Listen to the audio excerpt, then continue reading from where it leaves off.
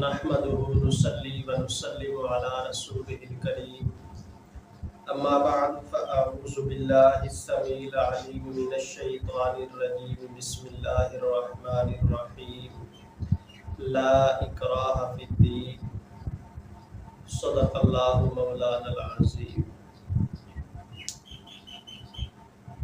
اگست کا مہینہ پاکستان کی تاریخ میں انتہائی اہمیت کا حامل ہے۔ 1947 کو اگست کے مہینے میں اللہ تبارک و تعالی نے اہل پاکستان کو دو عظیم نعمتیں عطا فرمائیں۔ نمبر 1 آزادی، نمبر 2 پاکستان۔ یہ دونوں اللہ تعالیٰ کی نعمتیں ہیں۔ ان دونوں کی قدردانی اور ان دونوں کے عطا ہونے پر اللہ رب العالمین کا شکر ادا کرنا ہم سب پر لازم اور واجب ہے۔ آزادی یہ اللہ رب العالمین کی نعمت ہے، اور اتنی بڑی نعمت ہے کہ اللہ تبارک و تعالی نے جہاں قرآن کریم میں بنی اسرائیل کے اوپر اپنے انعامات اور احسانات کا تذکرہ فرمایا ہے، وہاں پر اللہ رب العالمین نے آزادی کو سر فہرست ذکر کیا ہے۔ آزادی کی قدر صحیح معنوں میں دو طرح کے طبقوں کو ہوتی ہے۔ نمبر 1 جن کا آزادی پر کچھ لگا ہوا ہوتا ہے، جنہوں نے آزادی کے لیے کچھ کھویا ہوتا ہے۔ نمبر 2 جو آزادی سے محروم ہوا کرتے ہیں۔ ہمارے آباء و اجداد، ہمارے اکابر اور اسلاف، ہمارے بزرگوں کو آزادی کے اوپر کچھ نہیں بلکہ سب کچھ ہی لگ گیا تھا۔ مال و دولت تو ساتھ لانا دور کی بات ہے، کپڑوں کا یہ دوسرا جوڑا بھی اپنے ساتھ لانے کی اجازت نہیں تھی۔ پاکستان کے لیے اور آزادی کے لیے 6 لاکھ سے زائد قربانیاں اور شہادتیں پیش کی گئیں، اور یہ 6 لاکھ صرف وہ ہیں جو کہ قیام پاکستان کے لیے قربانیاں لگی ہیں۔ 1857 کی جنگ آزادی، تحریک ریشمی رومال، بالا کوٹ کا محاذ، وہاں پر جس قدر قربانی لگی اور جس قدر شہادتیں ہوئی ہیں وہ ساری کی ساری اس سے الگ ہیں۔ ہمارے بزرگوں کا اور آباء و اجداد کا چونکہ آزادی کے لیے سب کچھ لگ گیا تھا، اس لیے انہیں اس آزادی کی اہمیت کا پتہ تھا۔ ہمارا اور ہمارے نوجوانوں کا چونکہ آزادی کے معاملے میں کچھ لگا نہیں ہے، اس لیے ہمیں صحیح طور پر اس کی قدر بھی نہیں ہے۔ اگر آزادی کی قدر پوچھنی ہے تو مقبوضہ کشمیر کے مسلمانوں سے پوچھیے، برما کے مسلمانوں سے پوچھیے، اہل فلسطین سے پوچھیے کہ آزادی اللہ کی کتنی بڑی نعمت ہے۔ ہمیں چونکہ بغیر مشقت، محنت اور بغیر قربانی کے مل گئی ہے یہ آزادی، اس لیے ہمارا نوجوان اس آزادی کو پلیٹ میں رکھے ہوئے کھانے کی طرح سمجھتا ہے۔ اسی وجہ سے ان کا بازاروں کے اندر گشت، سلنسر اتار کر موٹر سائیکل کی دوڑ اور آواز، چہرے کے اوپر مختلف قسم کے چھاپے اور منچلوں کے بھنگڑے، یہ دن بدن روز بروز بڑھتے ہی چلے جا رہے ہیں۔ بہرحال یہ آزادی اللہ رب العالمین کی ایک بہت بڑی نعمت ہے، اس لیے اس کے اوپر اللہ رب العالمین کا شکر ادا کرنا چاہیے۔ آزادی کے مقاصد کو سمجھنا اور ان کی تکمیل کے لیے جد و جہد کرنا یہ ہم سب کا قومی فریضہ ہے۔ آزادی کے مقاصد کیا ہیں؟ اور ہمارا آج کا المیہ بھی یہی ہے کہ ہم آزادی کے دن اور آزادی کا جشن تو منا لیتے ہیں، لیکن آزادی کی تاریخ کا ہمیں علم نہیں ہے، آزادی کے مقاصد کی خبر نہیں ہے کہ یہ آزادی کن سے حاصل کی، کیسے حاصل کی، کیوں حاصل کی، آزادی کے مقاصد کیا ہیں، ہم نے آزادی کے مقاصد کے اندر کامیابی کہاں تک حاصل کی ہے، کیا تکمیل مقاصد کا سفر پورا ہو چکا ہے یا پھر ابھی تک ادھورا ہی ہے؟ ہمارا نوجوان اس سے باخبر نہیں ہے بلکہ بے خبر ہے۔ ہمارے نوجوان کو اس کی خبر نہیں ہے۔ کاش کہ اسے ماضی کا احساس ہو، حال سے باخبر ہو، مستقبل پہ اس کی نظر ہو، پھر یہ ہمارا نوجوان بھی ترقی کرے گا اور اس کا ملک بھی ترقی کرے گا۔ لیکن ان تمام تر ذمہ داریوں، تقاضوں اور ان کی ضروریات سے ہم سب کے سب جو ہیں وہ بے خبر ہیں۔ آزادی کے مقاصد کیا ہے؟ آزادی کے 4 بڑے محرکات اور عوامل ہیں، آزادی کے 4 بڑے مقاصد ہیں۔ ان میں سے ایک تو یہ ہے کہ متحدہ ہندوستان کے اوپر چونکہ انگریزوں نے قبضہ کر لیا تھا، مسلمانوں کے قوانین منسوخ کر دیے تھے، برطانوی اور فرنگی قوانین نافذ کر دیے تھے۔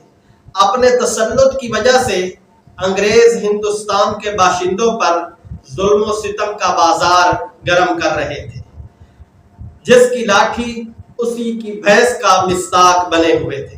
اس دوران کچھ غیرت مند مسلمانوں نے آزادی کا نعرہ بلند کیا اور آزادی کے لیے جد و جہد کرنا شروع کر دی۔ دوسری طرف حضرت شاہ عبدالعزیز محدث دہلوی رحمۃ اللہ علیہ نے انگریز کے خلاف جہاد کا فتویٰ جاری کر دیا۔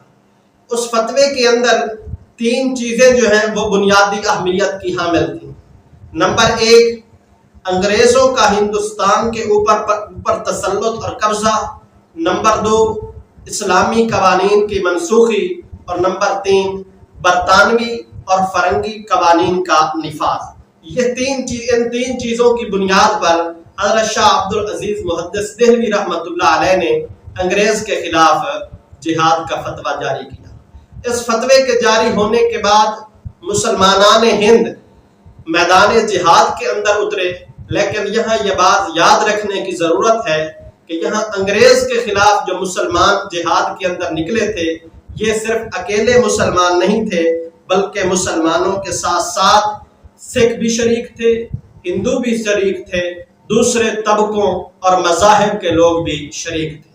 بالآخر اس مشترکہ جد و جہد کے نتیجے کے اندر انگریز ہندوستان سے چلا گیا اور رخصت ہوا۔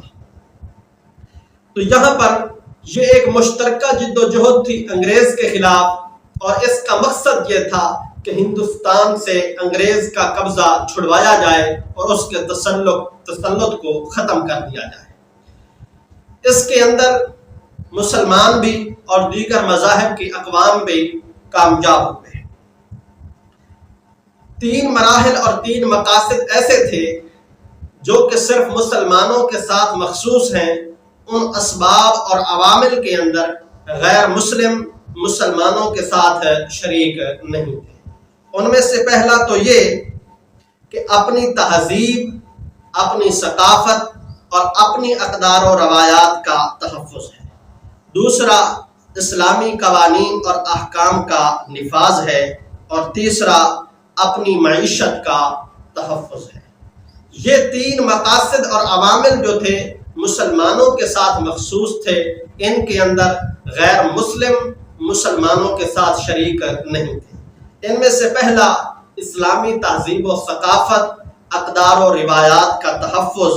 اگرچہ کئی 100 سال تک متحدہ ہندوستان کے اندر مسلمان ہندوؤں کے ساتھ رہ رہے تھے، ہمارے آباء و اجداد مسلمان جو ہے وہ غیر مسلموں کے ساتھ رہ رہے تھے، لیکن دونوں کی تہذیبیں الگ الگ تھیں۔ ہندو لوگوں کی تہذیب الگ تھی اور مسلمانوں کی تہذیب الگ ہوا کرتی تھی۔ ملک ایک تھا، شہر ایک تھا، محلہ اور بستی بھی ایک ہوتی تھی، حتیٰ کہ گلی بھی ایک ہوتی تھی، یہاں تک کہ بسا اوقات مکان اور کمرہ بھی ایک ہوا کرتا تھا، مگر دونوں کی تہذیب جو ہے وہ الگ الگ ہوا کرتی تھی، تہذیب ایک نہیں ہوا کرتی تھی۔ ایک ہندوؤں کی تہذیب اور دوسری کے مسلمانوں کی تہذیب۔ ہم ہندوؤں کے ساتھ اکٹھے رہ رہے تھے، لیکن ہماری تہذیب جو ہے وہ ان سے الگ تھی۔ وہ مشرک تھے، مسلمان جو ہے وہ موحد تھے۔ وہ گائے کو ماں کہتے تھے، مسلمان اس کو حلال جانور سمجھتے تھے۔ وہ گائے کی پوجا اور عبادت کرتے تھے، مسلمان اس کا گوشت کھاتے تھے۔ وہ گائے کا پیشاب پیتے تھے، مسلمان جو ہے وہ گائے کا دودھ پیا کرتے تھے۔ مسلمان ہندو جو ہے وہ گائے کے پیشاب کو پاک سمجھتے تھے، جبکہ مسلمان گائے کے پیشاب کو ناپاک سمجھتے تھے۔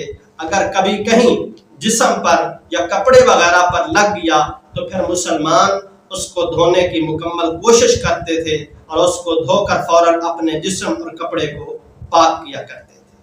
ان کی جبین نیاز مندر میں غیر اللہ کے سامنے جھکتی تھی، جبکہ مسلمانوں کی جبین نیاز مسجد میں فقط اللہ کے سامنے جھکتی تھی۔ تہذیب کا فرق تھا، تہذیب اور ثقافت جو تھی یہ الگ الگ تھی، روایات جو ہیں یہ الگ الگ تھیں۔ ہندوؤں کے ساتھ مسلمانوں کا عرصہ دراز تک اکٹھے رہ جانا، یہ اس رہنے کے اندر مسلمانوں کو اپنی تہذیب باقی رکھنے میں مشکلات پیش آ رہی تھی۔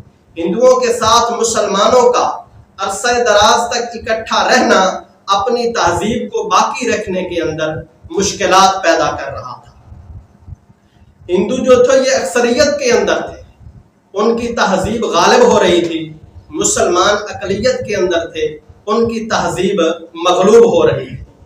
تو اپنی تہذیب کو برقرار رکھنے کے لیے، اسلامی تشخص کو قائم رکھنے کے لیے مسلمانوں نے ایک الگ خطے کا اور ایک الگ وطن کا مطالبہ کیا۔ اسی اپنی ثقافت اور تہذیب کو باقی رکھنے کے اندر ایک اردو زبان کا تحفظ اور حفاظت بھی تھی۔ سر سید احمد خان، علامہ محمد اقبال اور قائد اعظم محمد علی جناح کی جد و جہد اسی کا ایک عنوان نظر آتی ہے۔ تو یہ ایک مسلمانوں کا ایک مقصد تھا آزادی کی جد و جہد کے اندر، اور دوسرا مقصد جو فقط مسلمانوں کے ساتھ مخصوص ہے، دیگر مذاہب کے لوگ اس میں مسلمانوں کے ساتھ شریک نہیں تھے، وہ مقصد تھا کہ اب ہندوؤں کی معیشت کو کمزور کرنا اور اپنی معیشت کو مضبوط کرنا، ان کی معیشت کی بالادستی کو ختم کرنا اور اپنی معیشت کو بالادست کرنا۔ ہندو جو ہیں یہ پیدائشی طور پر تاجر مزاج ہے، ان کا بچہ وہ تجارت کے پیشے سے وابستہ ہے، ہمیں کاروبار کا وہ ڈھنگ نہیں آتا شاید کہ جو کہ انہیں آتا ہے۔ اور ہندوستان کی معیشت پر ہندو بنیا جو ہے یہ قابض تھا۔ تو دوسرا مقصد آزادی حاصل کرنے کا، نظام معیشت مسلمانوں کا ہونا چاہیے اور نظام معیشت مضبوط ہونا چاہیے، اس میں سود اور دیگر ناجائز امور کی ملاوٹ نہیں ہونی چاہیے، اور یہ ہم تبھی قائم رکھ سکتے تھے جبکہ ہمارے لیے خطہ۔ تیسرا مقصد جو کہ مسلمانوں کے ساتھ مخصوص ہے اور مجموعی طور پر یہ چوتھے نمبر پر آتا ہے، وہ یہ کہ اسلامی احکام اور اسلامی قوانین کا نفاذ اور ان پر عمل درآمد تھا۔ ہندوستان پر جب انگریز نے قبضہ کیا اور جب انگریز یہاں پر آیا تو اس وقت مغلیہ دور حکومت تھا، مسلمانوں کی حکومت، عدالتی نظام فقہ حنفی کے مطابق چل رہا تھا۔ انگریز نے آ کر ہمارے قوانین منسوخ کر دیے اور فرنگی اور برطانوی قوانین نافذ کر دیے۔ 200 سال کے لگ بھگ یہاں پر عرصہ گزارنے کے بعد جب انگریز یہاں سے جانے لگا تو اس نے جمہوریت کے نام پر ہندوستان کی حکومت ہندوؤں کی جھولی میں ڈال دی۔ الکفر ملت واحدہ، کفر سارا کا سارا آپس کے اندر متحد ہے۔ اور حضرت تھانوی رحمت اللہ علیہ نے جو الگ خطے کا مطالبہ اور تصور پیش کیا، اس کی بنیاد بھی یہی تھی کہ اگر ہم الگ خطہ اسلام کے نام پر نہیں بناتے ہیں تو اپنے اوپر سے سامراج کو اتار کر رام راج کو مسلط کرنے والی بات ہے۔ اس طرح تو ہم کبھی بھی اپنی مرضی کے ساتھ، اپنی آزادی کے ساتھ اسلامی قوانین کا نفاذ نہیں کر سکیں گے۔ بہرحال جب انگریز نے یہاں سے جانے کا ارادہ کیا تو پھر ہندوستان کی حکومت جمہوریت کے نام پر اقتدار ووٹ کی پرچی سے منتقل کرنا ہے، اس عنوان پر ہندوستان کی جو حکومت ہے وہ ہندوؤں کی جھولی کے اندر ڈال دی اور مسلمانوں کو ہمیشہ ہمیشہ کے لیے اقتدار سے محروم کر دیا۔ جب یہ کام ہوا تو مسلمان دانشور بڑے پریشان ہوئے کہ اب ہندوستان کے اندر مجموعی طور پر چونکہ ہندوستان کے اندر چونکہ مجموعی طور پر ہندوؤں کی اکثریت ہے، مسلمانوں کی اقلیت ہے، اس لیے مسلمانوں کی حکومت تو کبھی آ ہی نہیں سکتی۔ انہوں نے سوچ و بچار کے بعد جب یہ دیکھا کہ ہندوستان کے اندر تو اگرچہ مجموعی طور پر ہندوؤں ہی کا غلبہ ہے، ہندوؤں کی آبادی اکثریت کے اندر ہے، لیکن کچھ علاقے اور کچھ خطے ایسے ہیں ہندوستان میں بھی جہاں مسلمانوں کی اکثریت ہے، مسلمانوں کی آبادی زیادہ ہے۔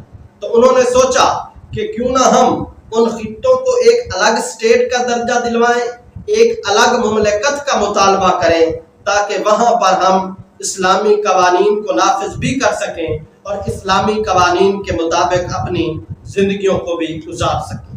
تو یہ ایک اہم مقصد تھا قیام پاکستان کا، آزادی کے محرکات، آزادی کے اسباب اور عوامل کے اندر اس کو ایک بہت بڑی اہمیت حاصل تھی۔ اب دیکھنا یہ ہے کہ یہ چار محرکات اور